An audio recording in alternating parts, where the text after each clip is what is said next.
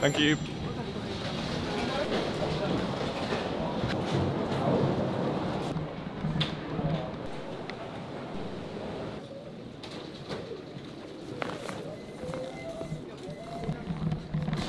So, I'm not in Finland anymore. I'm in Amsterdam, and I will tell you soon why I'm here. Okay, so after that last clip, my camera shut down and I was checking for spare batteries and I remembered that I did not remember to charge my batteries. So yeah, I wasn't able to film anything last evening anymore, so now here's footage from this morning. And by the way, look at my current editing setup. I'm editing on this monitor and it's way better than my office back home.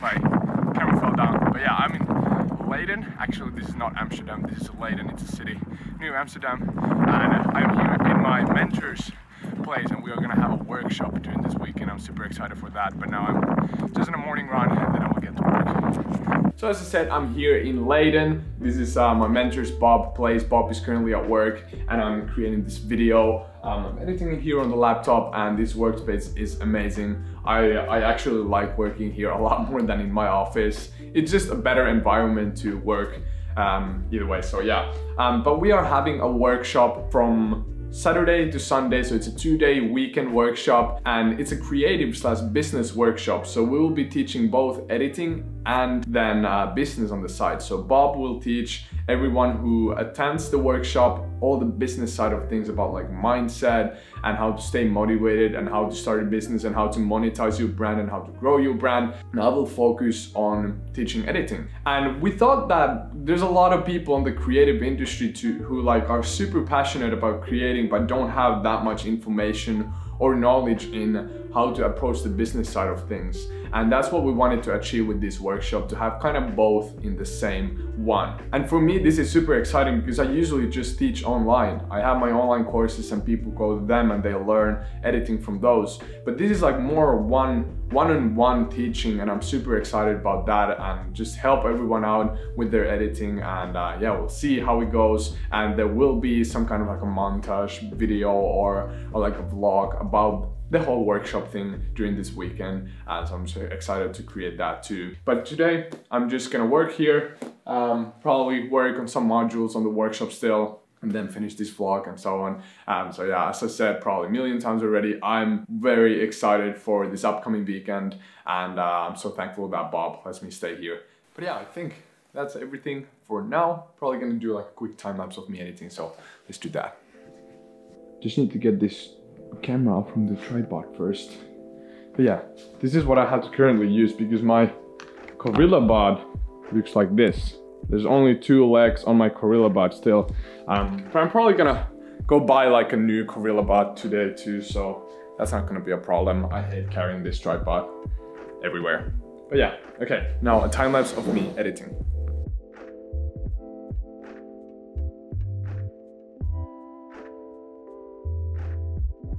Alright, so I thought that video is not a video without some kind of a tutorial in it. So I'm just gonna teach today the difference between flow and an opacity in Photoshop, because a lot of people get confused what these are and why are they different. And yeah, I'm just gonna teach it how it works and what you have to keep in mind and how to use both. And by the way, someone is at the door, probably my food, because I ordered some food.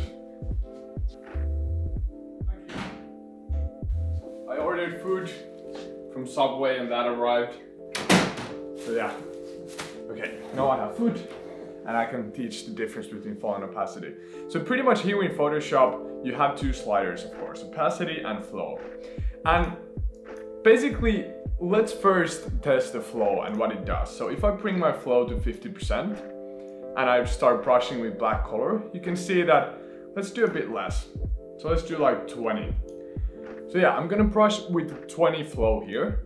And you can see that, okay, it adds a slight brush stroke there. And if I brush over it without lifting my mouse button, you can see that it brushes again. So every single time I brush, it brushes 20%.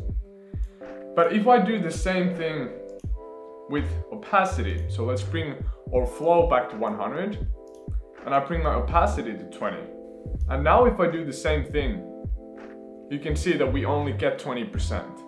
So with flow, it does 20% every single time you go back and forth, but opacity only brushes that 20%. So now I don't lift my mouse, so you can see that we only get 20%. But I lift my mouse, and then I brush again, and you can see that we get another 20%. And then again, we get another 20%. And now, where you can use this in a really useful way is when you are refining or creating some kind of light in your image.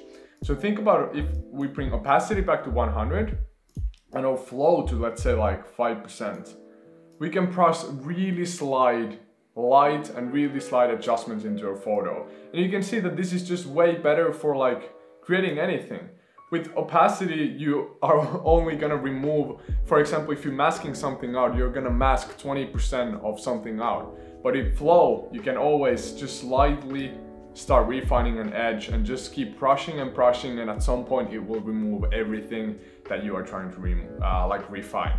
So that's basically the difference between opacity and flow. And I personally never touch opacity. My opacity is always 100%, and I always use only flow. The only thing when I would probably use opacity is if you want to mask out 50%, for example, from your layer mask. But then you always have the opacity sliders here, which pretty much does the same thing. You can just lower the opacity of an effect, and that does the same thing. So yeah, for me, opacity always 100%, and then I keep my flow at really small percentages so I can refine really easily and just create light really subtly in Photoshop. That's a quick tip for you. Always use flow instead of opacity. That will improve your edit game a bit. But I'm now gonna eat because my Subway arrived. That Subway was probably one of the worst Subways I've ever eaten in my life. But yeah, I hope you enjoyed this quick heads up video. The reason why there hasn't been a lot of videos lately is that I've been focusing on creating prints and also this workshop. So there hasn't been a lot of free time to create any vlogs. But I have like 5 vlogs to create from like Slovenia, Thailand, Jordan, and all of those places I've been to last year, and I still have to create those. I'm super excited, super excited, super excited. I always say that. But yeah, I hope you enjoyed this video. Subscribe to the channel and like this video if you like the content, and I'll see you in the next one. I'm not even sure if I can cover this, but let's see. No, let's see. Was that it? I don't know. Okay, I'll see.